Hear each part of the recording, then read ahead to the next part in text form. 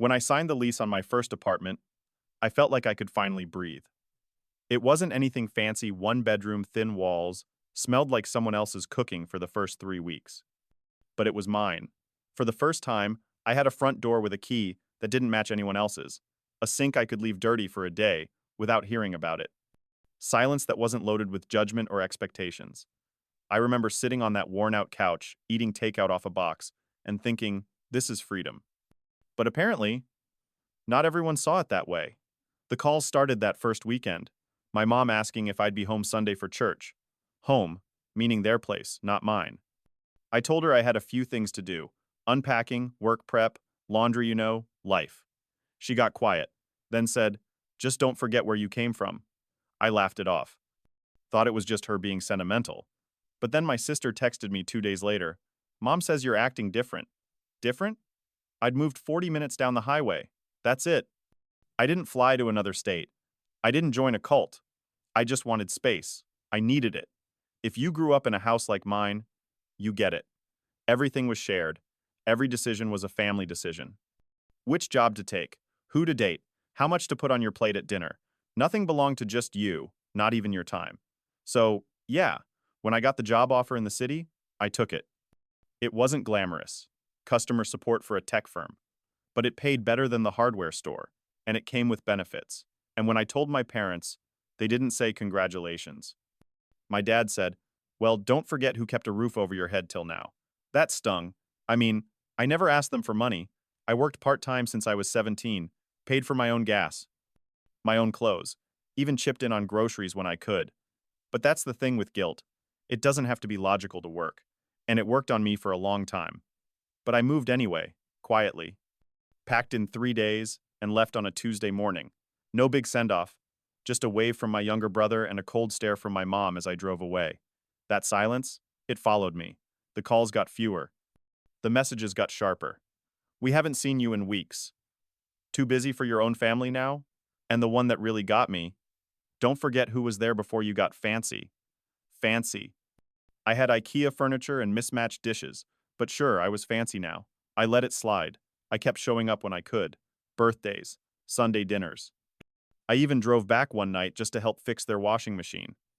Didn't charge them a dime, but every time I walked in that house, it was like I had to prove something, like I had to earn my way back in.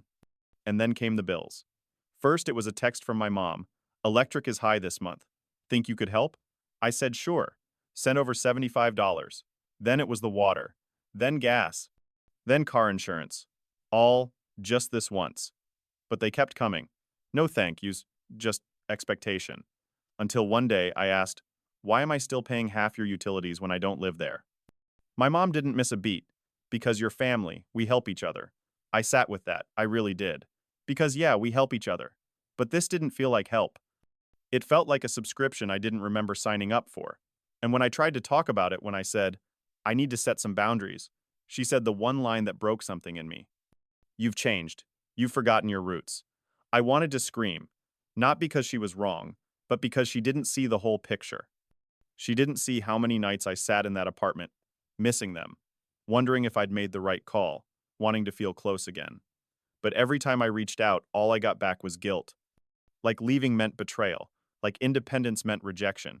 And that's when I realized maybe I hadn't changed. Maybe I was finally just being honest. And that scared them more than anything. Things got weirder after that phone call. I thought maybe, just maybe, after I stood up for myself a little, they'd pull back. But no. A week later, my dad called, said the fridge broke. Asked if I could chip in since it was for the whole family. I asked what he meant by whole family. He said, you still eat when you come over, don't you? That was his logic. I show up twice a month, so I should help replace a $1,000 fridge. I didn't even respond, I just hung up. The guilt text came next. My mom wrote, guess you don't care anymore. My sister chimed in, you'd spend that on some girl without thinking twice. For the record, I was single. The girl they were referring to was probably my coworker Angela, who I had coffee with twice, but that didn't matter. In their eyes, the moment I chose to live on my own, I became suspect, cold, ungrateful. I tried one more time to set the record straight. I drove out there, sat at the kitchen table, and told them flat out, I love you, I really do, but I'm not your bank. My dad scoffed, said, No one asked you to be. I pulled up my phone and read off every transaction from the last 5 months. Rent, bills, repair costs. My mom's phone bill, which I'd been covering without question. My brother's textbook order from Amazon. A new set of tires I put on my sister's car when she said hers were dangerous.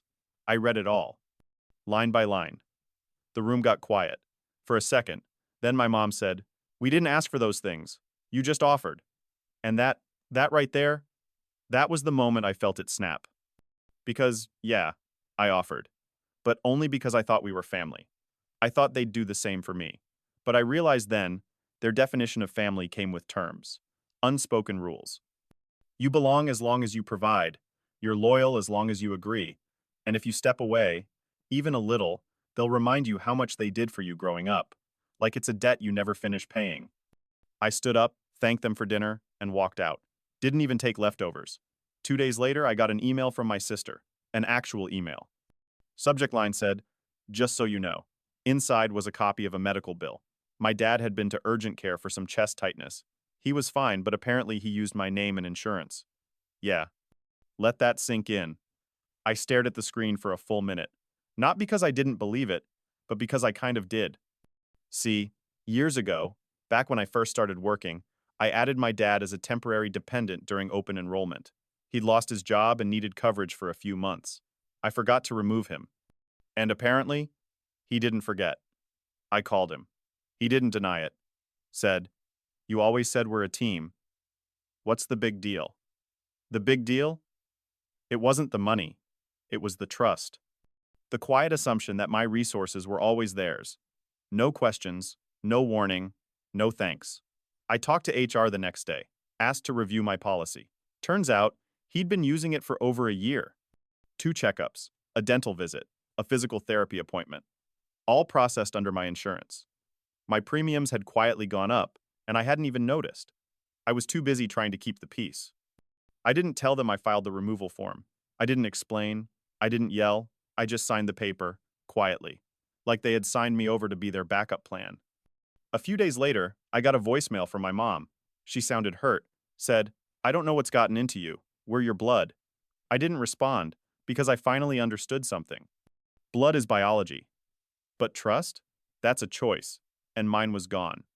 The next month, I changed all my passwords, closed the shared credit account I'd opened with my sister when she was starting school, set up alerts on everything tied to my name.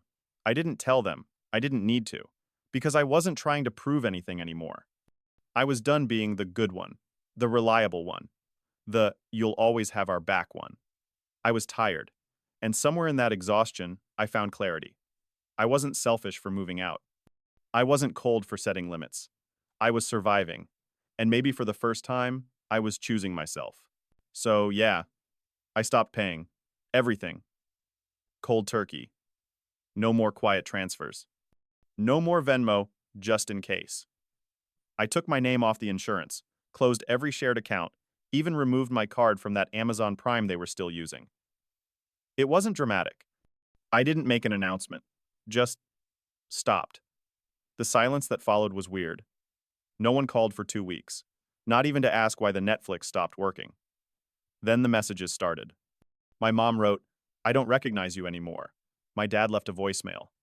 "After everything we did for you, this is how you treat us?" And my sister, she sent one line that stuck with me.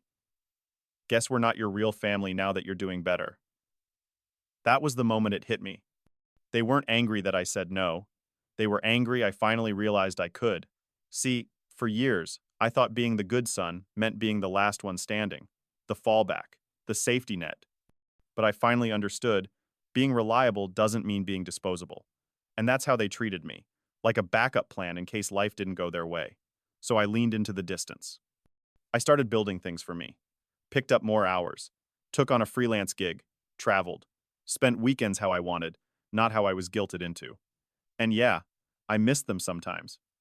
I'd see a birthday reminder pop up or hear a song my mom used to hum while doing dishes, and I'd feel that ache. But I didn't reach out, because I knew what would happen. It wouldn't be a real conversation. It would be a scoreboard. A list of things I didn't do. Bills I didn't cover. Visits I didn't make. That's not love. That's leverage. And I wasn't playing that game anymore. A few months passed. Then out of nowhere, I got a letter, handwritten, from my mom. The envelope had no return address, just my name, a little shaky in the corner. Inside were two things, a copy of a utility bill and a note. The note said, "We're drowning. We thought you'd be there. I hope you remember where you came from. No, dear, no, love." Just that. I held it for a long time. Read it twice. Then I did something I never thought I would. I mailed it back. Empty. No reply, no check. Just their same envelope, returned. Truth is, I didn't do it to be cruel. I did it to make a point.